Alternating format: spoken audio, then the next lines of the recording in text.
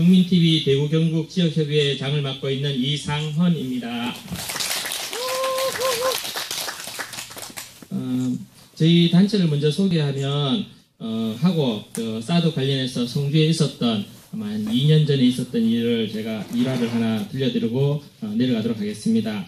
저희들은 정식 명칭은 미디어 협동조합 국민TV로 줄여서 국민TV라고 합니다. 여러분도 잘 아시고 또 5분 브리핑으로 또 유명하신 우리 강현욱 교무님도 저희들 조합원입니다.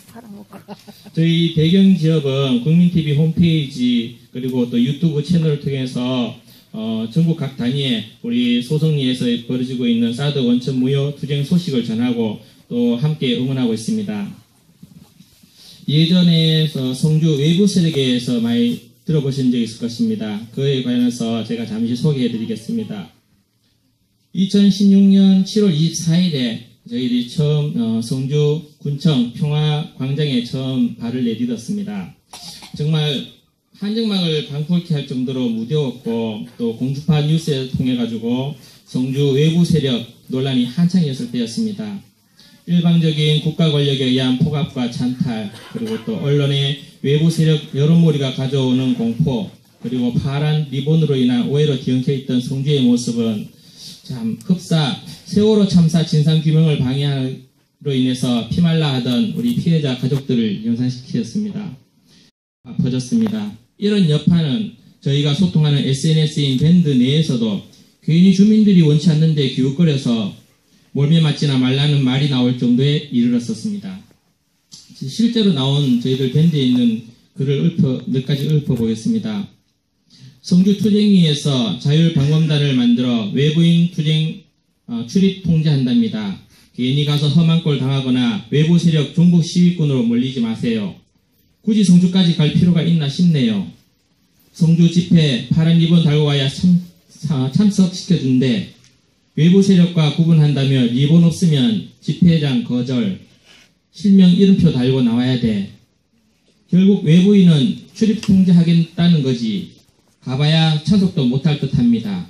참석하겠다고 하면 국민들하고도 싸워야 할 듯. 그거 할 짓 못되지요. 스스로 고립을 자초하니 방법이 없어요. 자기들도 무섭겠지. 방송에서 이상한 쪽으로 몰까봐 전전긍긍. 국민들도 두 쪽으로 나뉘어 딴소리들 하고 있는 듯 한데요. 한쪽 말만 듣고 갔다가 반대쪽한테 쫓겨날까 걱정되네요. 뭐 소리 없이 머릿속 보태는 게 뭐가 의미가 있겠나 싶은데 성주에서 단합해서 한 목소리 내고 연대를 원한다고 공식적으로 밝히면 당연히 연대해야겠죠. 단합해서 한 목소리를 내고 연대를 원한다고 공식적으로 밝히라는데 연대 조건이 너무 많은 것 같습니다. 혹자는 한미동맹이라고 곧잘 말합니다. 동맹이란 두 나라 이상이 일정한 조건으로 서로 원조를 약속하는 일시적 결합이라고 사전적 의미는 말합니다. 지금 한반도의 평화 기조는 뚜렷한데 한미 방위비 분담금의 일방적 인상을 강요하는 미국은 동맹일까요? 작년과 지난주에 제설차가 롯데 골프장으로 2차례 들어간 걸로 알고 있습니다. 그래서 그 생산회사 홈페이지를 찾아가 보니 미군 기지에 납품했다고 홍보하고 있었습니다. 전방 대한민국 군인들에게 지급되는 제설삽은 만원짜리도 안 되는 거였습니다. 차이가 나도 너무 나는 거 아닌가요? F-35 최신 스텔스 전투기를 써도 SM-3 최신 미사일을 써도 최악의 사드 레이더를 써도 과거 서방 국가의 경제 원조에 의존하듯이 여전히 미 합중국 원조에 기대야 하는 대한민국의 현실이 과연 동맹이라 할 수 있나? 무기 식민지는 아닌지 합리적인 의심을 해볼 때인 것 같습니다. 누군가 한강다리에서 뛰어내렸다는 소식을 종종 접하는데 이런 말을 듣습니다. 죽을 힘이 있으면 그 힘으로 살아보라고. 돌이킬 수 없는 선택을 한 그 사람은 이미 죽을 힘을 다해 겨우 도착한 것이 그 다리 위인 것을 어떡합니까? 그 사람 심정이 되어보지 않는 이상 함부로 말할 수는 없습니다. 역시 우리 소속리에 계셔서 같이 투쟁하시는 분들의 심정은 우리가 알 수밖에 없습니다.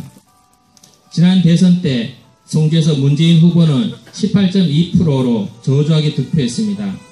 이것은 여러분과 제가 욕을 먹을 게 아니고 앞으로 문재인 대통령이 극복해야 될 숫자입니다.